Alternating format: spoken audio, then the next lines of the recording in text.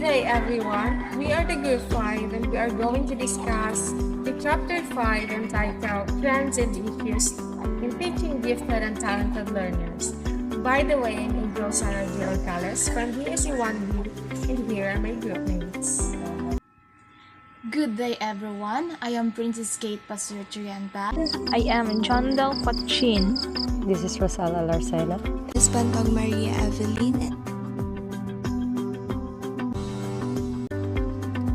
So, before we proceed to the discussion, let us analyze first the title of the chapter, which is The Trends and Issues in Teaching Gifted and Talented Learners.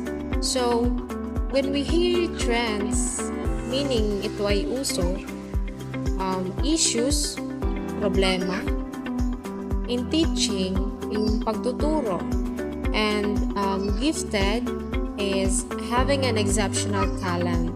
Kumbaga, ito yung sinasabing mga pinagpala, mga likas na matatalino, from the word itself, gifted.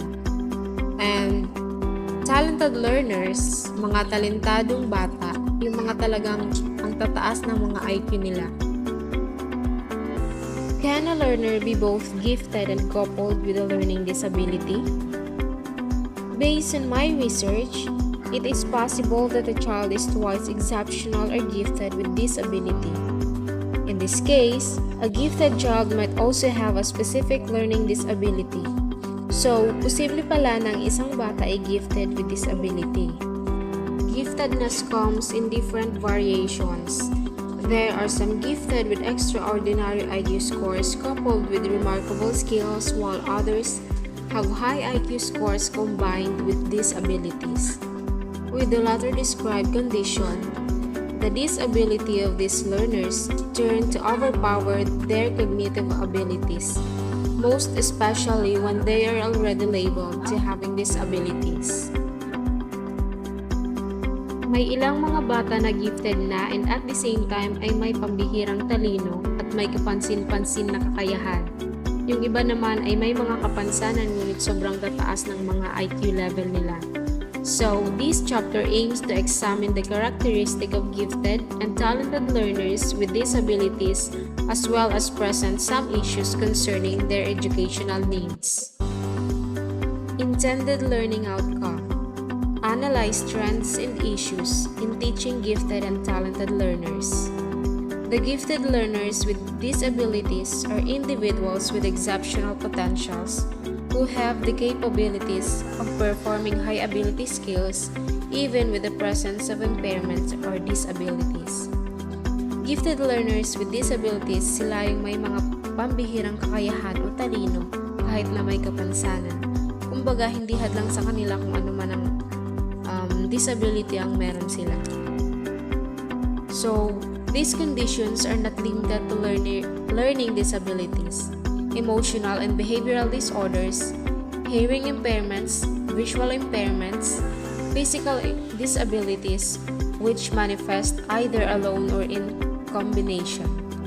Furthermore, those individuals are often called as twice exceptional, double-labeled, or those with dual exceptionalities. Gifted with learning disabilities.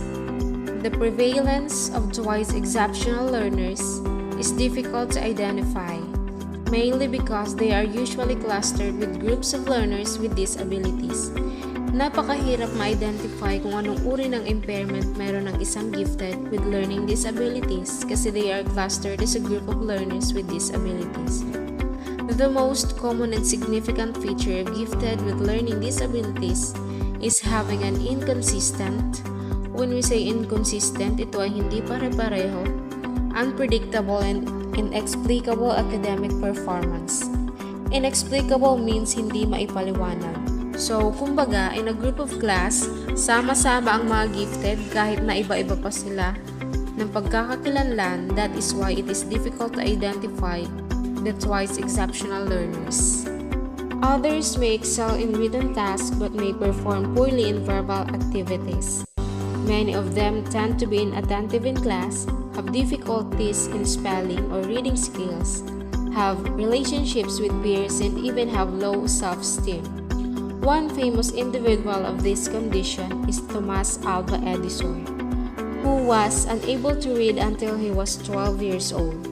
His writing skills were poor throughout his life, but these difficulties did not ruin him to become one of the greatest inventors.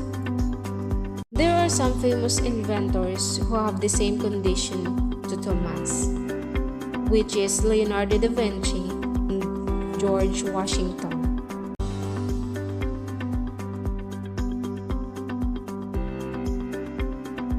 Gifted with autism. Another unique intersection happens between giftedness and autism. Some characteristics of these learners include extreme ability to concentrate. Hyperfocus is highly focused attention that lasts a long time.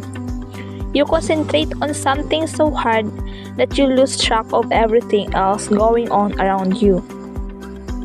Doctors often see hyperfocus in people who have attention deficit hyperactivity disorder or ADHD, but it's not an official symptoms. And the second one is for social skills. Struggling with social skills is different from not being social. People may want to interact, but when they do, it doesn't go well. And the third one is extraordinary visual talents.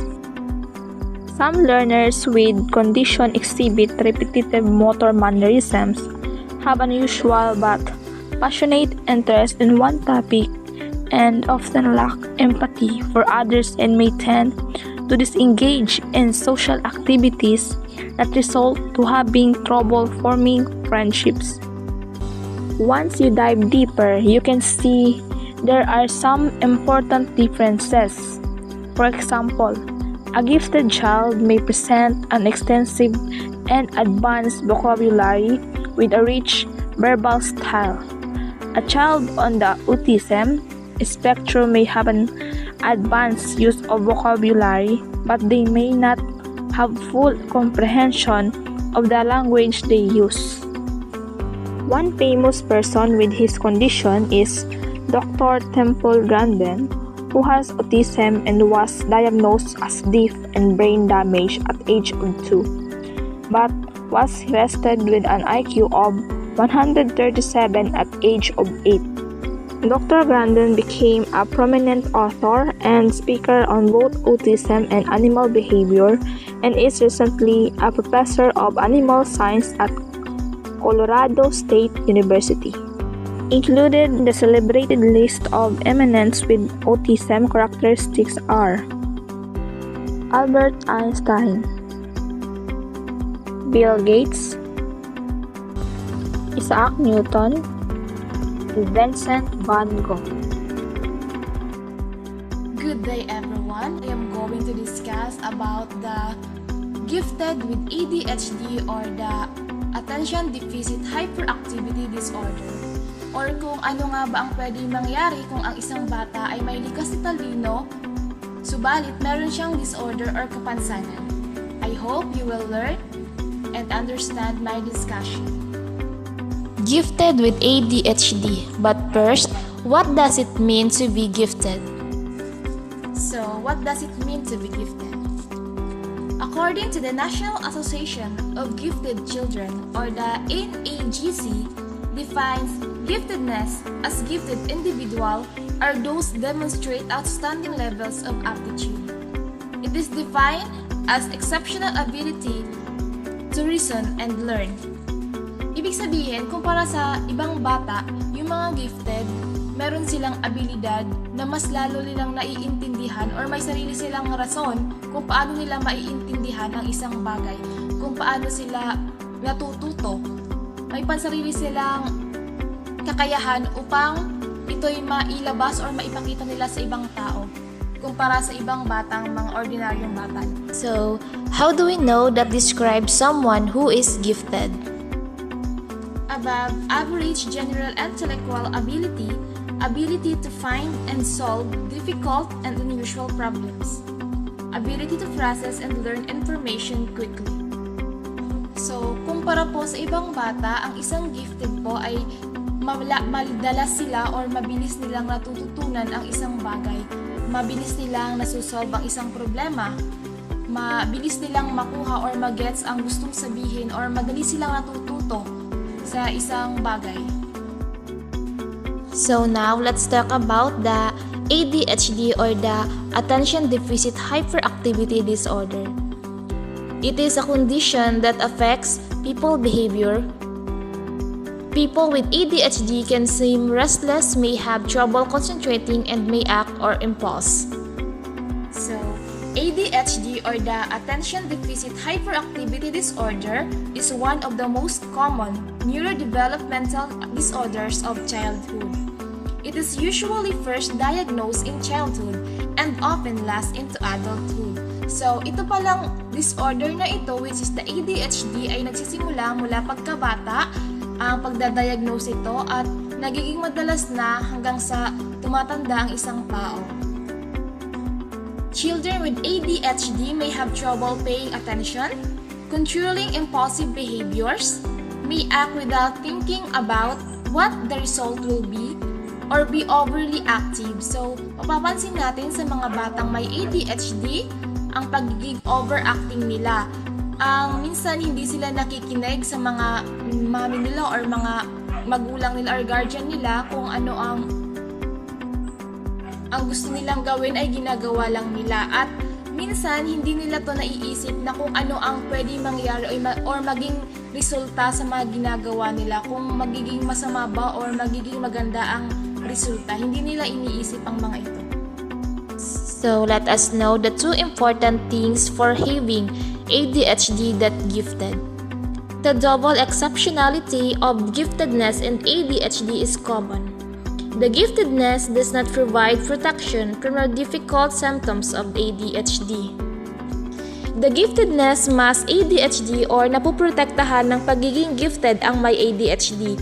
The giftedness may be so strong that the children performs well, masking the difficulty created by ADHD, the ability to comprehend material several grade levels above their age, peer. Yung pagiging matalino ng isang bata ay pwedeng makapagsawalang bahala sa ADHD. Attention Deficit Hyperactivity Disorder or ADHD, impulsive hyperactive as the inattentive types are the new catch-all diagnosis for children. ADHD and giftedness are sometimes described as having the same or similar characteristics. So, why it is the same? Because 2-8 children or the twice exceptional who are both gifted and have ADHD is difficult to detect. Mahirap kasing malaman ang may mga ganitong kalagayan kaya sinabing may pagkapareha sila at isa pa, wala pang formal na kriteriya para malaman kung ang isang bata ay may ADHD at ito'y likas na matalino. These conditions are characterized by difficulty with concentration, distractibility, and forgetful, for they usually pay little or no attention to details. The combination of giftedness and disability can deliver a double disadvantage that can make learners hide their giftedness or become unable to know their talents, causing them not to be identified for gifted programs.